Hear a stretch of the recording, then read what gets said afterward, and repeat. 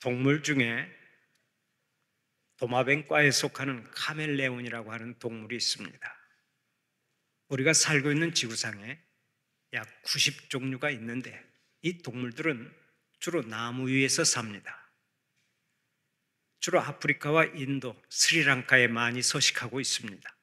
몸 길이는 17cm에서 25cm 정도 되는데 가장 긴 종류는 60cm까지 이르는 것도 있습니다. 이 동물은 몸이 납작하고 꼬리가 굽어 있기도 합니다. 툭 튀어나온 눈은 각기 독립적으로 움직일 수 있습니다. 어떤 종은 머리가 헬멧처럼 생겼습니다.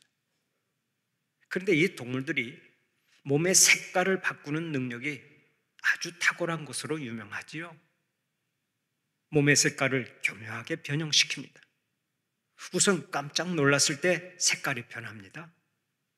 또 다른 카멜론과의 싸움에서 이기거나 졌을 때도 몸의 색깔이 변합니다. 감정 변화뿐만 아니라 빛과 온도 같은 환경 요인에 따라서 몸 색깔이 수시로 변합니다. 그래서 상황에 따라 변화무쌍한 사람을 가리켜 카멜레온 같다고 하는 말을 하는 것입니다. 여러분도 그런 얘기 많이 들어보셨죠? 우리나라의 영화배우 전도연 씨가 칸 영화제에서 칸의 여왕으로 선정된 적이 있습니다. 이 여배우에 대한 찬사가 쏟아졌는데 프랑스의 유력 통신사 AFP는 그녀를 가리켜 이렇게 말했습니다. 전도연은 배역에 완전히 녹아든 카멜레온 같은 여배우다. 그렇습니다. 전도연은 카멜레온 같은 배우입니다. 선생님이면 선생님, 간호사면 간호사, 다방 종업원이면 종업원, 어머니면 어머니, 아내이면 아내, 연인이면 연인 등등 모든 배역을 완벽히 소화해내는 배우로 정평이 나 있죠. 그래서 칸의 여왕으로 등극한 것입니다.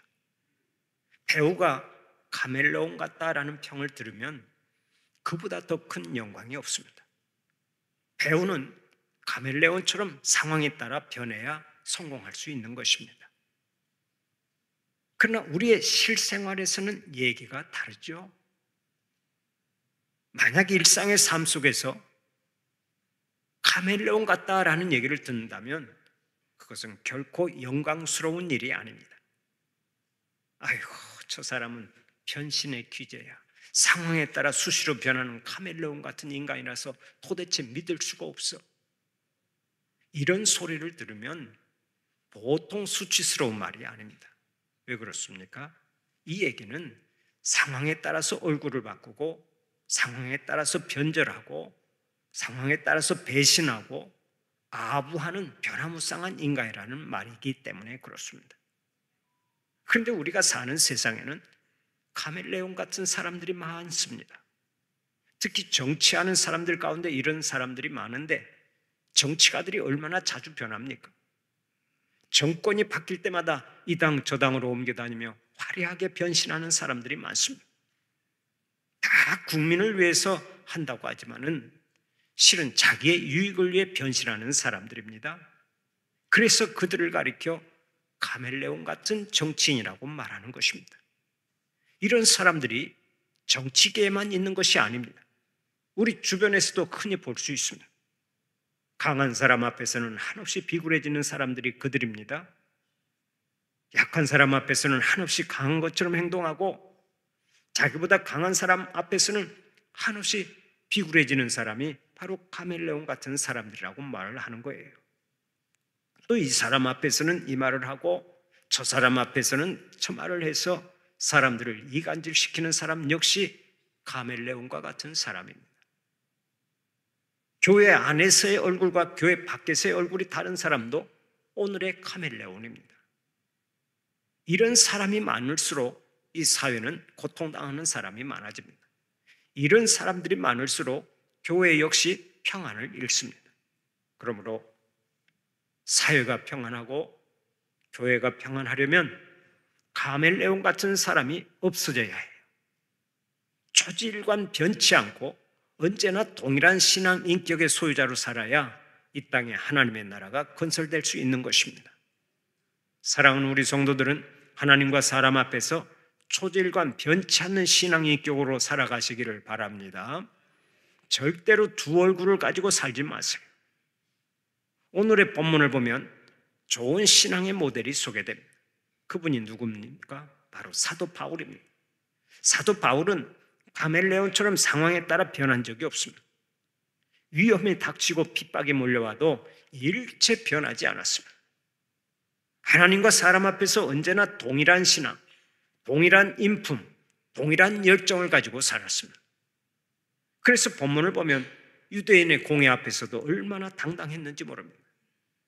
조금도 흔들림 없이 살아계신 주님을 증거하고 담대하게 복음을 전했습니다. 오늘은 바울이 공회 앞에서 어떻게 행했는지를 살펴보면서 함께 은혜를 나누고자 합니다. 먼저 1절 말씀을 다시 한번 함께 읽어볼까요? 1절 말씀 함께 봉독합니다. 바울이 공회를 주목하여 이르되 여러분 형제들아 오늘까지 나는 범사의 양심을 따라 하나님을 섬겼노라 하거늘. 아멘.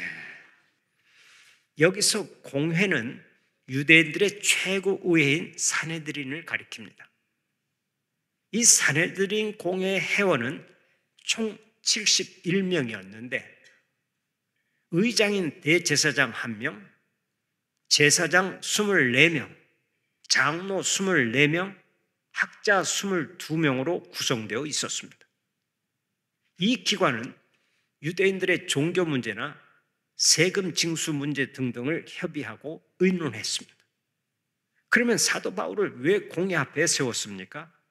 그 이유는 천부장이 로마 시민권자인 바울을 함부로 처리할 수 없었기 때문입니다. 천부장은 유대인들이 왜 바울을 송사하는지를 알아보기 위해서 일단 공회 앞에 세우게 된 것입니다. 그때 사도 바울이 어떻게 했습니까? 오늘의 본문 1절을 보면 이렇게 말씀합니다. 공회를 주목하여 이르되. 공회를 주목하여 이르되. 바울은 공회 앞에 불려왔지만 조금도 기가 죽거나 주눅들지 않고 공회원들을 똑바로 쳐다보았다는 얘기입니다. 아마 보통 사람 같으면 공회원들의 위세에 눌려서 감히 쳐다보지도 못했을 것입니다. 그러나 바울은 막강한 권세를 가진 공회 앞에서 너무도 당당한 모습으로 그들을 주목했습니다. 여러분, 바울이 이렇게 당당할 수 있었던 이유가 어디에 있습니까? 그가 고백한 것처럼 범사에 양심껏 하나님을 섬겼기 때문입니다. 그가 예수님을 믿기 전에는 양심에 어긋나는 일을 하고 양심의 가책을 무시하고 지나갈 때도 있었습니다. 그러나 예수님을 믿고 난 이후부터 범사의 양심을 따라서 하나님을 섬겼습니다. 범사의 양심을 따라 살았다라고 하는 말은 무슨 일을 하든지 모든 일에 있어서 양심에 어긋나는 일을 하지 않고 양심의 가책을 느낄 만한 일을 하지 않았다는 뜻입니다. 바로 이러한 삶이 바울로 하여금 담대하게 살도록 만들었던 것입니다. 우리가 어느 자리에서든 담대하게 살아가려면 우리 하나님께서 주신 양심을 따라 살아야 합니다. 양심을 따라 생각하고 양심을 따라 말하고 양심을 따라 일해야 합니다. 사람이 짐승과 다른 것은 양심이 있고 없고의 차이에서 다른 것입니다. 하나님께서 인간을 창조하실 때 인간에게는 양심이라고 하는 것을 집어넣으셨습니다. 그래서 양심이 없는 사람은 없습니다. 모든 사람이 양심을 가지고 있습니다. 그러면 이 양심이 무엇입니까? 한마디로 윤리 측정기라고 말할 수 있습니다. 강물이 얼마나 오염되었는지는 수질 측정기로 파악을 합니다. 자동차 매연이 얼마나 심하게 배출되는지는 매연 측정기로 파악합니다. 자동차가 얼마나 빨리 달리는지는 속도 측정기로 파악합니다. 바로 이런 것처럼 사람이 윤리적으로 도덕적으로 얼마나 잘못된 생활을 하고 있는지를 알려주는 측정기가 있으니 그것이 바로 양심입니다. 그렇다면 오늘 여러분들은 얼마나 양심을 따라 살아가고 계십니까? 지금 내가 하고 있는 일이 양심의 가책을 느낀다면 더 이상 그 일을 행하지 말아야 합니다. 양심이 자꾸 쿡쿡 찌르면 하던 일을 중단해야 합니다. 그렇지 않으면 반드시 사고가 나게 되어 있습니다. 제가 어렸을 때만 해도 서리를 해먹는 것이 다반사였습니다. 하도 못 먹고 사니까 꽁보리밥에 물 말아서 고추장 반찬 하나 놓고 밥을 먹다 보면은 영양실조 걸리게 딱 좋으니까 일단 식사가 끝나면 무조건 밖으로 나가서 동네에 보이는 것들은 다 뽑아 먹고 따 먹고 캐 먹고 그리고 또 온갖 물고기나 또 메뚜기, 두더지 그리고 뱀까지 다 잡아 먹었습니다. 사실은 그 청정무홍의 식품을 어려서 많이 먹어서 지금까지 건강한지도 모르겠습니다만 하여간 닥치는 대로 잡아먹고 뽑아먹고 그리고 훔쳐 먹었어요. 특별히 동네 과수원의 사과나 배, 복숭아를 비롯해서 들판에서 나는 채소와 곡식까지 모든 것이 서리의 대상이었는데요. 심지어 과수원에 둘러쳐 있는 철조망까지 끊어다가 그것을 엿과 바꾸어 먹을 정도로 못된 짓을 많이 했습니다. 살자고 그랬는데요. 이 과수원의 철조망을 끊어버리면 두 가지 좋은 점이 있습니다. 우선 과일 서리하고 도망 나오기가 좋습니다. 철조망을 다 끊어버리면 주인이 나타날 때 재빠르게 도망하려면 항상 철조망이 큰 장애가 되었습니다. 급히 나오다 보면 옷이 걸려서 찢어지기도 하고 또 개구멍으로 나오려고 하면 동작이 느려서 붙잡히기가 쉬웠습니다. 그러나 철조망이 없으면 그냥 전속력으로 도망칠 수가 있어서 좋았던 것이죠. 그래서 미리 철조망을 벤치를 가지고 가서 다 끊어버려요. 그리고서 그 다음으로 그렇게 철조망을 끊어버리면 좋았던 점은 그 철조망을 둘둘 말아서 가마니에다가 이렇게 싸가지고 그걸 와가지고 싸가지고 와서 엿장수를 찾아가서 그것을 주면 엿을 한 알음씩 안겨줍니다. 그러니까 그야말로 꼭 먹고 알 먹고 또 과일 먹고 엿 먹고였습니다. 그렇게 우리가 먹고 살기 위해서 그것이 도둑질인지도 모르고 그래 열심히 서리를 해먹었는데 나이가 이제 조금씩 들다 보니까 자꾸 양심의 가책이 왔어요. 야 이건 서리가 아니라 완전히 도둑질 아니냐. 물론 형들을 따라서 저는 공범으로 따라다녔습니다마는 이게 나이가 자꾸 차갈수록 자꾸 그런 생각이 드는 거예요. 이거 도둑질 아닌가. 어쩌다 과일 몇 개 따먹는 정도가 아니라 철조망 울타리까지 절단해서 엿바꾸어 먹는 것은 분명히 도둑질이야. 이제 그만해라. 이러한 양심의 소리가 계속 들려오는 거예요. 그런데 그 소리를 묵살하고 군중심리에 휩쓸려서 또다시 그 짓을 하다가 마침내 붙잡히고 말았습니다.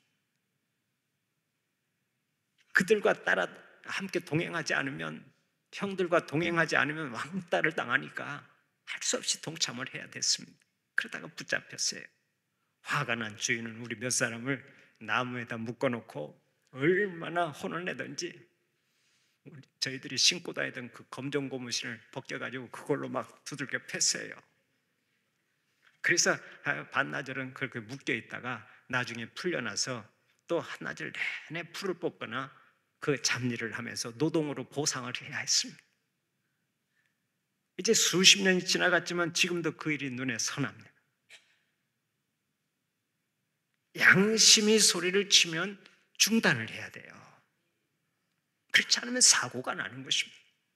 여러분 자동차를 몰고 가다가 빨간불이 켜지면 어떻게 하라고 그랬습니까? 당연히 멈춰서라고 그랬죠.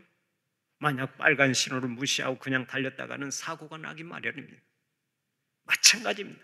양심의 빨간불이 켜지고 가책을 느끼는 일이 생기면 하루빨리 중단해야 합니다. 빨리 중단하고 회개해야 합니다. 그것이 사는 길입니다. 다른 길이 없습니다. 1919년 3.1운동 사건에 감추어진 비화가 하나 있습니다. 신철이라고 하는 일본 앞잡이 형사가 있었습니다.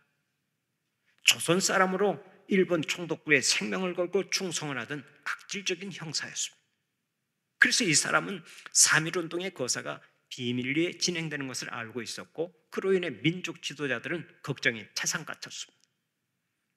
결국 지도자 중에 한 사람인 최린 선생이 거사 일주일 전인 2월 24일에 그 형사를 찾아갑니다.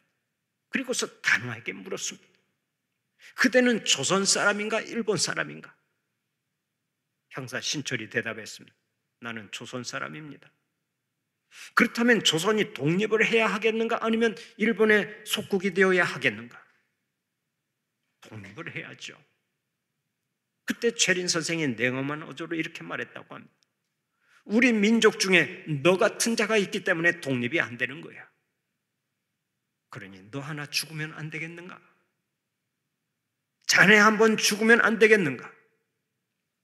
그리고서 3.1운동 거사에 대한 모든 계획을 그에게 밝혔습니다. 그러자 형사 신철은 말없이 일어나 큰 절을 하고 물러났습니다. 그는 번민 끝에 애국 한번 하리라 결단하고 일본 총독부에 허위 보고서를 냈습니다. 그리고 만주에 독립단이 들어오고 있다는 핑계를 대고 신의주로 출당을 떠났습니다. 그때 서울 장안의 이상한 공기를 눈치챈 일본 경찰은 신철이 배신한 것을 알고 즉각 체포령을 내렸습니다. 그러나 그가 신의주에서 체포되었을 때는 이미 청산가리를 마신 후였습니다. 조국에 대해 빚을 졌던 신철은 죽음으로써 그 빚을 갚았습니다. 그는 비록 멋있게 살지는 못했지만 마지막에 멋있게 죽었습니다. 그래도 마지막에는 조국을 향한 양심과 눈물과 사랑을 가지고 있었던 것입니다. 하나님은 우리에게 양심을 주셨습니다. 양심을 따라 살아가라고 양심을 주신 것입니다. 그런데 바울이 자기는 지금까지 살아오는 동안 어떤 일을 만나든지 범사의 양심을 따라 하나님을 섬겼다고 말했습니다. 여러분이 얼마나 담대하고 멋진 고백입니까? 나는 지금까지 하나님을 섬기면서 조금도 양심에 부끄러움이 없다라고 말할 수 있다면 이보다 더 귀한 고백은 없는 것입니다. 사랑하는 우리 성도들은 이러한 신앙 가지고 살면서 하나님의 영광을 높이 드러내시고 범사에 승리하시기를 바랍니다. 바울은 주님을 섬기면서 자기 양심에 일체의 부끄러움이 없었다고 말합니다. 또 어떠한 상황에 있든지 나는 예수 그리스도를 증거했다라고 말합니다. 그 말을 듣고 대제사장 아나니아가 크게 분노했습니다. 석고 대제를 하고 용서를 빌 줄 알았는데 너무도 당당하니까 자존심이 상한 것입니다. 화가 난 대제사장 아나니아가 소리를 쳤습니다. 당장 바울의 입을 쳐버려라. 유대인들에게는 뺨을 때리거나 입을 치는 것이 그 사람의 인격을 극도로 모독하는 행위였습니다. 그래서 바울의 입을 치라고 명령했던 것입니다. 그런데 바울이 어떻게 응수했습니까? 오늘의 본문 3절을 보면 이렇게 말합니다. 바울이 이르되 귀칠한다며 하나님이 너를 치시리로다. 내가 나를 율법대로 심판한다고 앉아서 율법을 어기고 나를 치라 하느냐 하니 바울은 한치의 양보도 없이 대들었습니다. 회칠한다며 하나님이 너를 치실 것이다. 바울은 법정도 두려워하지 않고 재판도 두려워하지 않고 사람과 권력을 두려워하지 않았습니다. 이것을 보면 바울의 성격이 보통이 아니었음을 알 수 있습니다. 대제사장의 잘못을 지적하고 항의할 정도로 담대한 하나님의 사람이었습니다. 이렇게 바울이 대제사장에게 호통을 치자 주위에 있는 사람들이 뭐라고 했습니까? 4절을 보면 이렇게 말합니다. 하나님의 대제사장을 네가 욕하느냐? 사람들은 대제사장의 한 말과 행동이 옳으냐 그르냐에는 관심이 없었습니다. 오로지 너는 어떻게 대제사장의 권위에 도전하느냐? 어떻게 대제사장에게 모욕을 줄 수 있느냐 하며 바울을 공격했습니다. 그때 바울이 불의에 대해서는 그렇게 당당했으면서도 자신의 잘못된 점에 대해서는 즉각 시인하고 사과를 했습니다. 오늘의 본문 5절을 보면 이렇게 말하고 있죠. 바울이 이르되 형제들아 나는 그가 대제사장인 줄 알지 못하였노라. 기록하였으되 너의 백성의 관리를 비방하지 말라 하였느니라 하더라. 바울은 담대하면서도 한편으로는 한없이 겸손한 사람이었습니다. 사실 담대함만 있고 겸손함이 없다면 그 사람은 교만한 자가 되고 맙니다. 우리가 사람을 사귀다 보면 매사에 자신감이 있고 당당한데 겸손함이 부족한 사람을 만납니다. 그런 사람은 왠지 모르게 힘들지 않습니까? 가까이 하기에는 너무나 먼 당신입니다. 누가 뭐라 해도 바울처럼 담대하면서도 겸손한 사람이 좋습니다. 예수님은 불의에 대해서는 아주 엄격하셨습니다. 강하게 책망하셨습니다. 그러나 한편으로는 한없이 겸손하셨습니다. 그분 예수 그리스도의 성품을 가장 많이 닮은 사람이 바로 사도 바울입니다. 사랑하는 우리 성도들에게 바울이 가졌던 담대함과 겸손함이 있기를 축원합니다. 이제 오늘의 본문 6절부터 8절까지의 말씀을 함께 읽어볼까요? 6절부터 8절까지의 말씀 함께 봉독합니다. 바울이 그중 일부는 사두개인이요 다른 일부는 바리새인인 줄 알고 공회에서 외쳐 이르되 여러분 형제들아 나는 바리새인이요 또 바리새인의 아들이라. 죽은 자의 소망 곧 부활로 말미암아 내가 신문을 받노라. 그 말을 한즉 바리새인과 사두개인 사이에 다툼이 생겨 무리가 나누어지니 이는 사두개인은 부활도 없고 천사도 없고 영도 없다 하고 바리새인은 다 있다 함이라. 아멘. 사내들인 공회원들 가운데는 바리새인도 있고 사두개인도 있었습니다. 그들은 같은 유대인이면서도 신앙이 완전히 달랐습니다. 바리새인은 율법주의자들이고 사두개인은 세속주의자들이었습니다.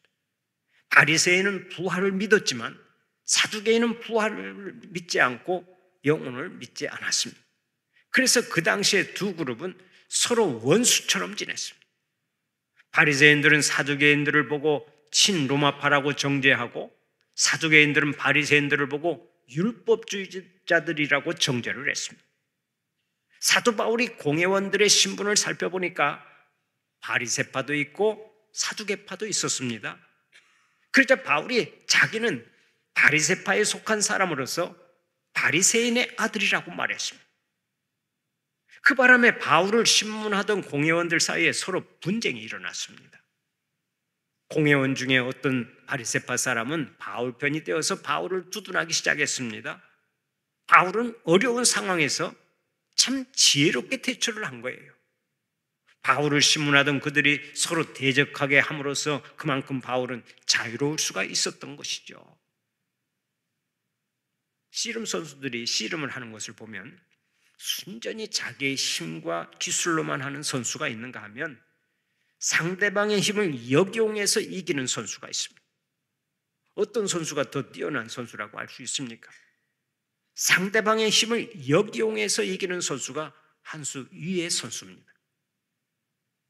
바울은 자기 힘만으로는 어렵게 되자 상황을 판단해서 그들의 힘을 분산시키고 그 중에 한 편을 자기 편으로 만들어버렸습니다. 바울은 너무나 지혜로운 사람입니다. 그러면 상황이 어떻게 전개되었는지 살펴볼까요? 9절, 10절을 함께 읽어보면서 그것을 확인해 보겠습니다. 9절, 10절 함께 봉독합니다. 크게 떠들시 바리새인 편에서 몇 서기관이 일어나 다투어 이르되 우리가 이 사람을 보니 악한 것이 없도다.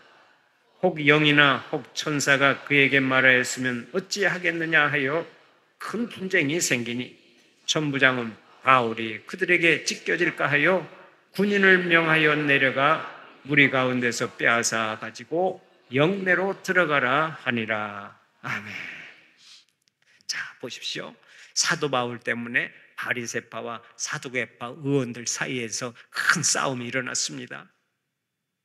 천부장이 가만히 보니까 고래 싸움에 새우등 터진다는 말처럼 그 싸움 과정에서 바울이 찢겨 죽게 생겼습니다.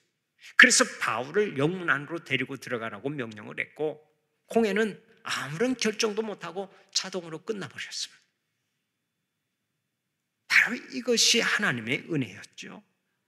만약 공회가 정상적으로 진행되어 바울을 이단자나 문제가 있는 사람으로 공식 결정을 내리면 그만큼 사도 바울이 전도 사역을 하는데 어려움이 생기는 것입니다. 그런데 공회는 자기들끼리 싸우다가 너무도 싱겁게 끝났고 바울은 천부장의 보호를 받게 되었습니다. 그야말로 바울의 지혜로운 처신으로 모든 것이 합력하여 선을 이루게 되었습니다. 그리스도인들은 어떤 형편에서든지 상황을 빨리 판단하고 지혜롭게 대처할 줄 알아야 합니다. 그래서 예수님도 이렇게 말씀하셨습니다. 너희는 뱀같이 지혜롭고 비둘기같이 순결해야 하느니라. 그러면 지혜는 누가 주십니까? 우리 하나님께서 주시는 줄 믿으시기 바랍니다. 하나님은 지혜의 근본이시잖아요. 그러므로 하나님께 지혜를 구하기만 하면 우리 하나님께서 우리에게 지혜를 주시는 것입니다. 야고보서 1장 5절 보면 이렇게 말씀하죠. 너희 중에 누구든지 지혜가 부족하거든 모든 사람에게 후히 주시고 꾸짖지 아니하시는 하나님께 구하라. 그리하면 주시리라. 사도 바울은 하나님께서 주시는 지혜로 모든 일에 승리를 했습니다. 하나님께 영광을 돌렸습니다. 복음을 담대하게 널리 전파했습니다. 사랑하는 우리 주님의 귀한 종들도 우리 사도 바울처럼 언제나 담대하면서도 겸손하고 범사의 양심을 따라 살면서 하나님을 잘 섬기고 또 주님의 몸된 교회를 잘 섬기면서 복음을 온 세상에 널리 전파하는 주님의 일꾼들이 되시기를 간절히 축원합니다.